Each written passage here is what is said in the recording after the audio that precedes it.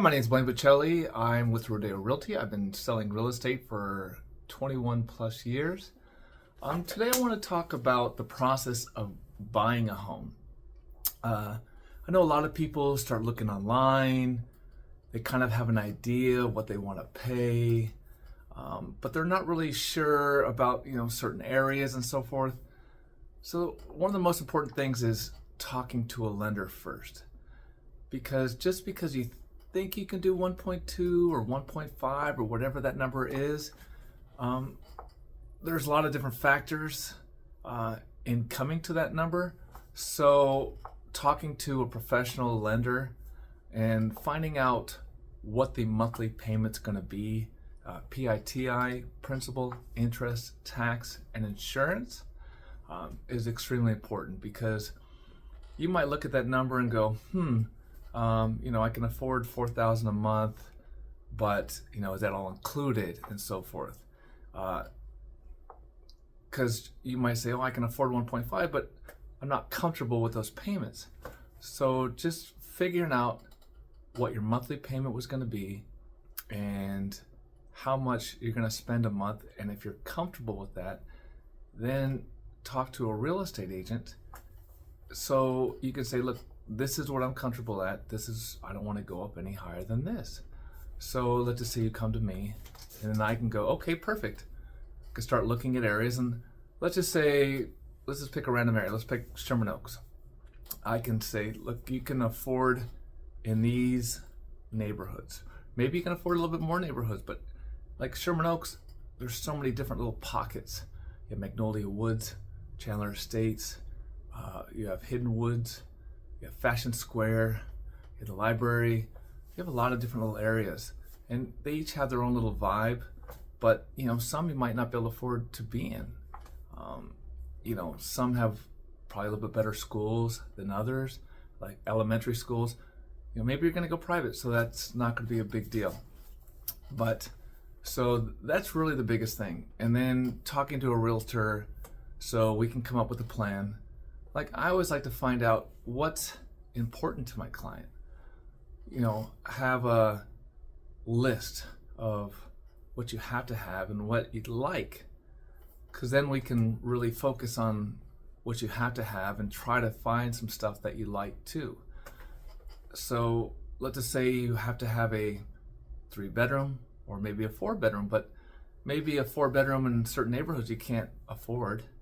So maybe you might figure out another neighborhood that you'll like close to that other neighborhood that you really wanted. You got to find out what's really important. Do you have kids? Do you need an office? Do you work from home?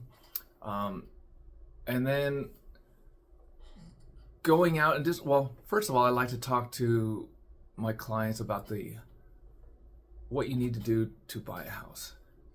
There is a lot. So when you sign that contract, per se, you are in charge. The sellers cannot kick you out of escrow. You can pretty much do whatever you want up to a certain point. So there's contingencies. You have a loan contingency, which is typically around 17 days. If you go a contract at 17, if you have the appraisal, 17 days, and the inspection. Most listing agents don't want to give you 17 days for the inspection, because that's really one of the biggest bugaboo is, if you wait 17 days and then you can't come to an agreement. So as a buyer, you really need to look at everything. You need to have a general inspector. You need to have a termite. You should have a chimney, if it has a chimney inspection, and a sewer line inspection. So, you want to know everything about that house, because let's just say you do a chimney inspection, but you don't really use the chimney, but there are issues with that chimney, then you can use that for credits. So you can have money for other things.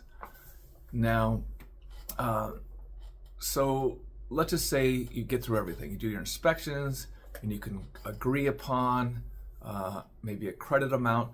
I always say ask for a credit, don't ask for them to fix something, because if you ask the seller to fix something and they get someone that really doesn't know what they're doing and maybe it looks fixed, and a week later, 2 weeks later, it's broken again. So always go for a credit. Then you can hire your own person and make sure the job's done right. So you get that, you go through the inspection, you have an appraiser come out there. It's for the bank to make sure the house is worth what they say it is, and then also the loan process. When you first go and talk to a lender, every lender's a little bit different. I love my lender.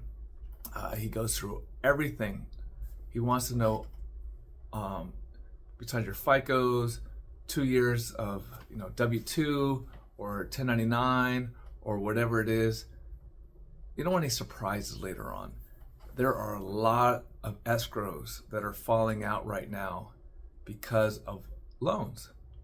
And it's because a lot of lenders don't want to ask the important questions up front. They want to just sign you up and then go through it on the way. So, they might say, almost 17 days in, sorry, we didn't know that you have alimony or different things. And then you're like, I can't afford this price. I can't afford to do that. So then you have to back out. So you went through all that process.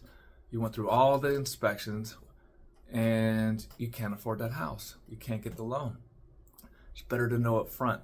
So you really should pick a lender that will go through everything right away. It's a pain, I know it is, but it's worth every aggravating moment of just, really nonstop questions. But, this is something that's important, and it's going to be one of the biggest purchases of your life. So you're going to have to go through a little aggravation at first and just go through all your numbers with your lender and just make sure that A, you can get the loan, and B, the money he says you're going to pay, the PITI, is what it actually is. So let's just say you go through everything, you release the inspection contingency, you release the appraisal, and then you release the loan contingency.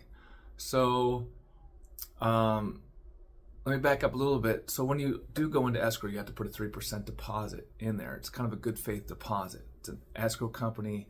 It's a separate entity, and they just make sure that everything's going smoothly.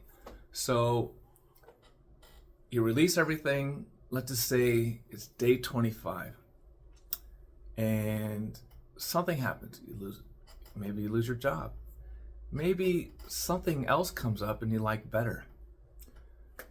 So if you try to back out after day 17, the seller has a right to go after your deposit. But the problem with that is, if the seller tries to go after your deposit, then that house is going to be tied up until everything is taken care of. And it could be a while, because you have to see an arbitrator, mediator, and so forth.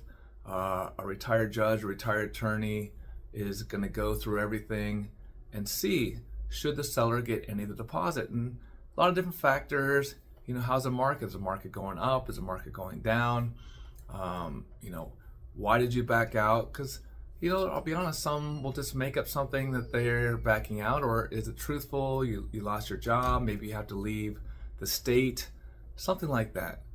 But chances are the seller is not going to go after your deposit if it's a strong market. Maybe if the market's tanking, they're going to go after it. I rarely see a buyer have to lose their whole deposit. It's so rare.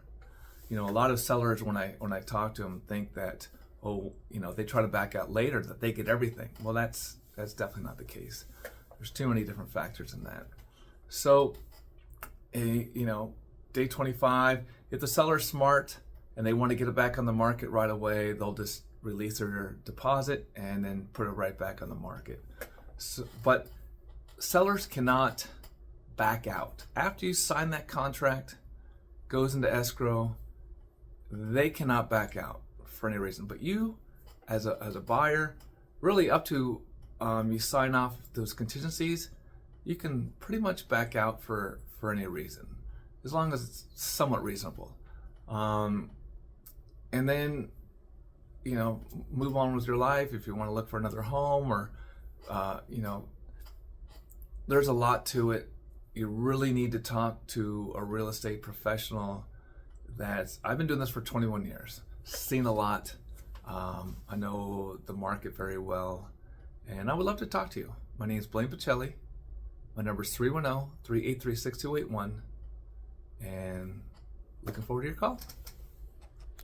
Contact Blayne Pacelli, your local realtor, today at 310-383-6281